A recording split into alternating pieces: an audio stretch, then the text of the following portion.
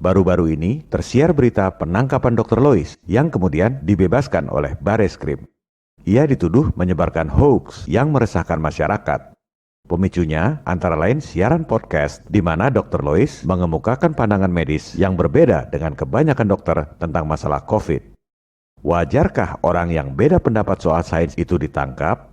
Atau ini akibat ulah orang-orang yang menamakan diri ahli kesehatan, merasa pengetahuannya adalah yang maha benar, padahal sebenarnya kurang wawasan dalam pemahaman medis. Mari kita bicara fakta dan data. Kita ambil contoh virus lain, yaitu HIV. Hampir semua orang di dunia mengatakan HIV adalah virus yang berbahaya, penyebab penyakit AIDS yang sampai sekarang tak ada obatnya. Makanya harus makan obat farmasi, bisa jadi seumur hidup. Kalau ada yang bilang HIV bukan penyebab AIDS, dianggap orang gila dan dianggap membahayakan masyarakat. Sekarang saya tanya, yang temukan virus HIV itu siapa? Jangan heran kalau yang mengaku ahli kesehatan pun nggak semua tahu siapa penemu HIV. Ia adalah Profesor Luc Montagny, virologis asal Prancis, Pasteur Institute. Kalau bahasa Prancis, ucapan dan tulisannya memang beda. Bombardier, bacanya Bombardier. Louis Pasteur, bacanya Louis Pasteur. Montagnier, bacanya Montagny. Penemu HIV dan pemenang Nobel ini mengatakan bahwa sebenarnya tak ada bukti ilmiah HIV adalah penyebab AIDS. Dan HIV itu hilang sendiri dalam beberapa minggu akibat imunitas. Obatnya cukup air putih. Ini ada fakta dokumennya, wawancara Profesor Montagny di Pasteur Institute. Ia mengatakan yang tidak kita miliki dan selalu saya akui, apakah betul HIV itu penyebab AIDS? 95% dokter nggak tahu soal ini. Yang diajarkan di sekolah kedokteran beda dengan fakta yang dialami sendiri oleh sang penemu. Bukan berarti yang 95% itu benar. Apa pentingnya soal ini? Ini bukan soal ego, siapa yang lebih pintar dan siapa yang lebih bodoh. Ini soal kesehatan rakyat. Kalau tersangka virusnya aja udah salah, berarti alat tes salah semua, obat salah semua, vaksin salah semua. Makanya sudah 37 tahun ini AIDS nggak pernah ada obatnya, nggak ada vaksinnya. Karena asumsi dasarnya yang salah, tersangka virusnya yang salah. Dan kebanyakan dokter nggak sadar karena memang sengaja nggak diajarkan di sekolah-sekolah kedokteran yang pelajarannya dibuat oleh mafia global. Dan tidak diberitakan di media-media mainstream yang dimiliki oleh mafia global. The greatest trick the devil ever pulled was convincing the world he didn't exist. Aib 37 tahun ini diulang lagi dengan skala yang lebih besar, COVID-19. Inilah membuka aib pengobatan berpuluh tahun yang terjadi di rumah sakit. Kenapa orang jadi parah, kenapa kemudian orang masuk ICU. Inilah intisari dari apa yang disampaikan oleh Dr. Lois, untuk kebaikan rakyat, bukan untuk kebaikan para bandar obat farmasi. Sekarang kita dengar langsung pernyataan Profesor Montagny tentang apa obat HIV yang sesungguhnya. We can be exposed to HIV many times without being chronically infected. Our immune system could get rid of the virus within a few weeks if you have a good immune system. So there are many ways which are not the vaccine, the magic name, the vaccine. Many ways to decrease the transmission just by simple measures of nutrition, giving antioxidants, proper antioxidants, hygiene measures, fighting the other infections. So they are not spectacular, but they could, decrease very well the epidemic. If you have a good immune system, then your body can naturally get rid of HIV. Yes. Mau bantah apa? Mau dibilang hoax? Penemu HIV dan pemenang Nobel ditangkap karena omongannya beda dengan kebanyakan dokter yang nggak pernah nemuin apa-apa.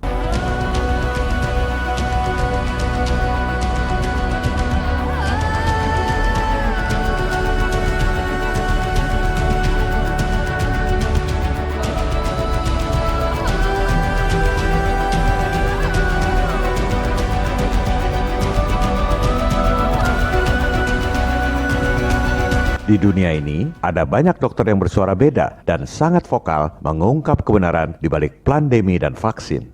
Tapi nggak ada orang bodoh yang melaporkan ke polisi. Dan polisi di luar negeri juga bisa nyaring. Yang ditangkap itu kalau bikin kerumunan di tengah lockdown. Kalau cuma menyatakan pendapat, mana ada yang ditangkap. Zaman Orba dulu yang ditangkap adalah aktivis politik. Mengkritik pemerintah, ditangkap.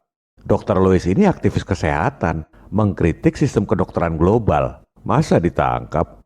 Nanti orang bilang rezim zaman now ini lebih kejam dan lebih otoriter dari rezim Orba. Memang risiko menyampaikan kebenaran itu selalu ada haters. Zaman dulu, Soekarno juga dibilang penghasut rakyat oleh para haters. Yang ngelapori Soekarno itu orang-orang lokal, kacung penjajah. Belanda hitam ini memang lebih kejam dari Belanda bule. Begitu juga Dr. Lois. Jarang sekali dokter, apalagi wanita, berani speak up melawan arus. Berani menyampaikan kebenaran, meski tahu akan dihujat, dicaci maki, dikatakan gila oleh para pembencinya. Makanya kita juluki Queen of the Truth. Inspirasinya dari Jokowi yang dijuluki mahasiswa BEM UI sebagai King of Lip Service alias Raja Omdo. Presiden kita ini memang inspirasional sekali, mahkotanya. Sekaligus saya koreksi, kemarin saya pasang foto yang salah. Foto itu saya ambil dari Google Image, artikel di media pikiran rakyat. Tulisannya, tak percaya COVID, Dr. Lois ditangkap polisi. Berarti benar dong fotonya. Saya ambil, ternyata salah. Ya sudah, foto orang lain ini kita singkirkan, kita ganti dengan foto Dr. Lois yang benar. Gitu aja kok repot. Tapi ada bagusnya juga sih saya kemarin salah pasang foto. Artinya saya nggak kongkal-lingkong dengan Dr. Lois. Naruh foto aja salah orang. Memang risiko melawan arus itu pasti banyak haters. Haters gonna hate. Contohnya, ada channel yang sampai memfitnah Dr. Lois secara personal. Ngakunya guru, tapi memfitnah istri dan suami orang lain. Itu namanya guru cabul. Bicara guru cabul ini, saya jadi ingat Soekarno. Tahun 1940 pernah bikin ungkapan yang terkenal, Islam Sontoloyo. Itu karena Soekarno muak dengan kelakuan guru cabul. Ngakunya guru, berpakaian muslim, tapi cabul. Istilah Islam Sontoloyo ini dikemukakan Bung Karno di media terkemuka saat itu, Panji Islam. Guru cabul zaman now, lihat Dr. Lois langsung syahwatnya naik. Imajinasinya jadi liar. Saya dilapori viewers karena saya memang gak pernah nonton channel sampah. Katanya guru cabul memfitnah Dr. Lois, istrinya Bos Darling. Nanti dia lihat foto Dr. Lois disandingkan dengan Jokowi, dibilang Dr. Lois istrinya Jokowi. Namanya juga otak udang. Kasihan guru cabul ini. Segitu miskinnya sampai harus cari duit receh di YouTube dengan memfitnah rumah tangga orang lain. Guru itu profesi yang mulia. Jangan sampai dirusak citranya gegara guru cabul ini. Mudah-mudahan Dr. Lois dan suaminya sabar menghadapi manusia-manusia sampah seperti itu. Haters lainnya adalah dokter pedagang sepatu yang cari duit dan popularitas dari pandemi. Kita sebut saja Dokter Tinja. Katanya Dokter Tinja inilah yang melaporkan Dr. Lois ke Polda. Masa sesama lulusan kedokteran ngadukan ke polisi? Emangnya nggak bisa komunikasi baik-baik? Kapan majunya kedokteran Indonesia kalau kayak begitu? Saya dengar kabar katanya dilaporkan pagi, siangnya aparat Polda menciduk Dr. Lois di tempat kediamannya. Cepat sekali. Kapan diprosesnya itu laporan? Kayaknya nggak perlu deh, manggil ibu-ibu aja sampai kerahkan aparat begitu banyak. Kan sayang buang-buang anggaran. Dan entah apa motivasi Dokter Tinja melaporkan dokter lain yang berpendapat beda. Mau nyenengin bandar vaksin apa gimana? Untung kasusnya diambil alih Bareskrim yang kemudian membebaskan Dr. Lois. Kita sampaikan apresiasi untuk Bareskrim. Untung di luar negeri nggak ada dokter penjilat bandar vaksin seperti Dr. Tinja. Kalau ada, mungkin penemu HIV yang bilang nggak perlu vaksin sudah dilapori ke polisi oleh dokter pansos yang nggak pernah nemukan apa-apa.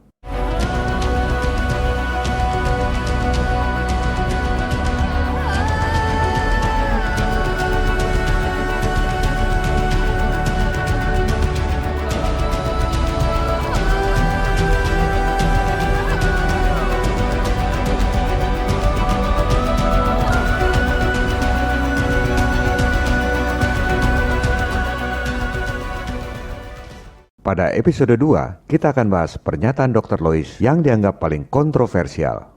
COVID-19 itu sebenarnya ada atau tidak? Ini bukan soal percaya atau tidak percaya, tapi soal fakta dokumen.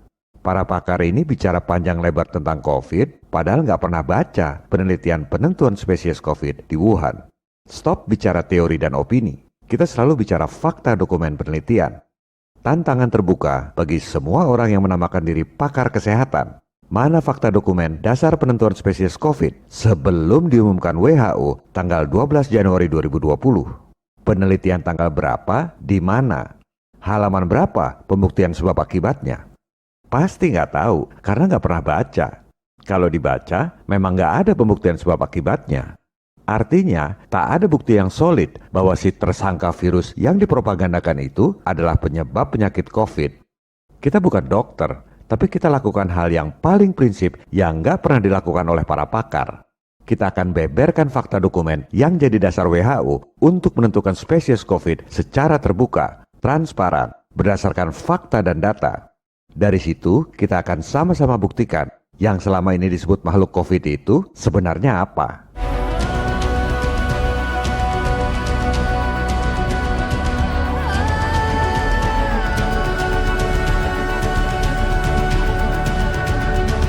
Episode 3 tentang pernyataan Dr. Lois bahwa pandemi disetting lewat indikator tes yang dibuat oleh mafia global.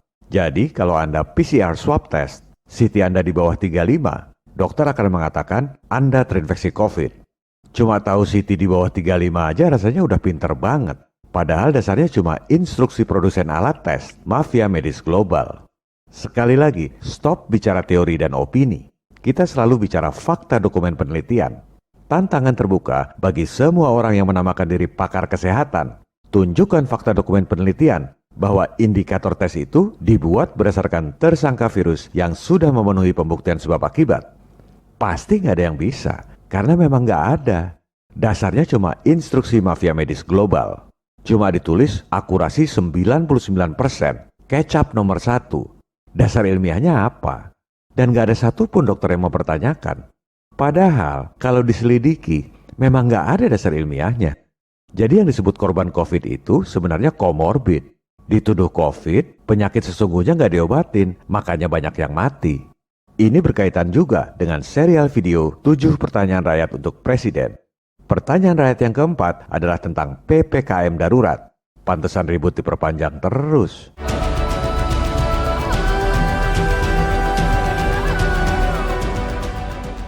Dari berita-berita media, anggaran PPKM darurat itu direncanakan total 240 triliun selama 27 hari, dari tanggal 3 sampai akhir Juli 2021. 240 triliun itu cukup untuk biayai proyek infrastruktur kereta api cepat 3 kali lipat, dihabiskan dalam 27 hari. Berarti anggaran PPKM itu rata-rata sekitar 9 triliun rupiah per hari. Jangan-jangan ini yang bikin banyak pejabat teriak-teriak minta perpanjangan PPKM darurat. Godaannya menggiurkan sekali. Tiap hari perpanjangan PPKM, anggaran nambah 9 triliun. Rakyat udah apalah perilaku elit lokal, bansos saja diembat. Kalau dulu Pak JK dikenal dengan istilah lebih cepat lebih baik. Untuk urusan PPKM ini, jangan-jangan banyak oknum yang ingin lebih lama lebih baik. Tiap hari nambah anggaran 9 triliun. Masalahnya, yang bayar utang anggaran PEN total 744 triliun ini siapa? Yang utang rezim yang sekarang, yang bayar rakyat dan presiden generasi berikutnya. Utang negara ini udah 75 tahun gak pernah lunas, malah nambah terus. Akhirnya, generasi mendatang terpaksa harus jual tanah air karena gak bisa lunasi utang. Kelihatannya soal ini lebih urgen, karena kalau didiamkan, bisa jadi PPKM ini akan terus jadi lahan oknum pengusaha anggaran. Pada episode berikut, kita akan bahas secara tuntas berdasarkan fakta dan data yang tak terbantahkan tentang apa penyebab naiknya kasus COVID di Indonesia yang sesungguhnya. Viva Republik Indonesia. Salam People Power.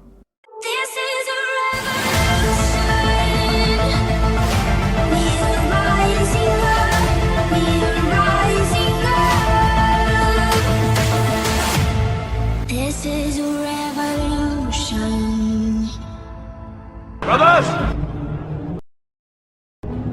What we do in life echoes in eternity.